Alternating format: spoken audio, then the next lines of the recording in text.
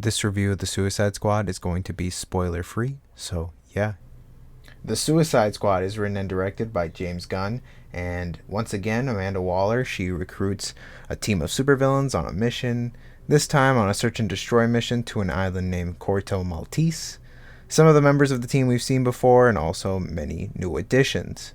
If I were to describe this movie simply, it would basically just be it's an R-rated Guardians of the Galaxy, so it's pretty awesome. James Gunn brings his signature style to the film. The film is vibrant, colorful. The action set pieces are, although familiar, they are spun in a unique way most of the time. And this should go without saying, but it's a really beautiful looking movie. James Gunn's signature style of writing is here as well. The movie is very entertaining. It's very well paced. The way that each character interacts with each other is very unique, very funny, and as well as the humor throughout all the movie, of course, is amazing.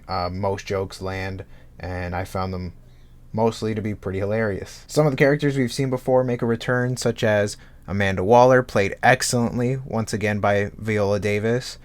Harley and Flag return, and they play their parts also very wonderfully and deserve their spot on the team, but they are easily outshined by some of the new additions in the team. Idris Elba as Bloodsport leads the team on this mission, and he absolutely kills it. He knows exactly what to bring to the role. He's hilarious, he's badass. The way that he interacts with everybody, especially John Cena, who plays Peacemaker, is very funny. James Gunn choosing Sylvester Stallone as King Shark, that's pretty hilarious. That's top 5 best casting of all time. Not even a joke. James Gunn manages to pull off making some of these more unknown characters to mainstream audiences pretty unique, pretty interesting, and pretty fun and likable overall. Especially with Polka Dot Man, who has been kind of known as a joke of a Batman villain. I mean, he's easily outshined by basically every other Batman villain. So, James Gunn manages to make Polka Dot Man a very valid member of the team. He's also very funny. He's very likable throughout the movie, and James Gunn does a lot of things with him during the film that is pretty interesting.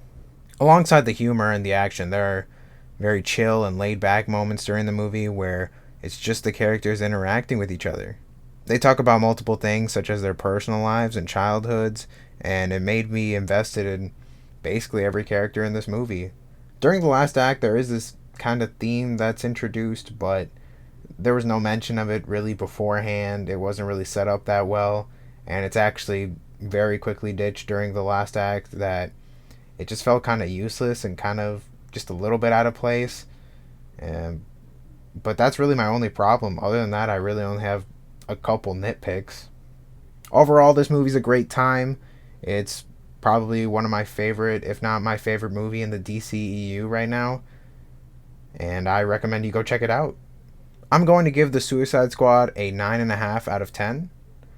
I definitely think it's worth the price of a ticket, but otherwise it will be available on HBO Max in August 6th, I believe. But yeah, I definitely think you should go check this one out, especially if you like good DC movies and good superhero movies in general. But yeah, thank you for watching my review. Subscribe. I might have more movie related content, maybe video game content. We'll see.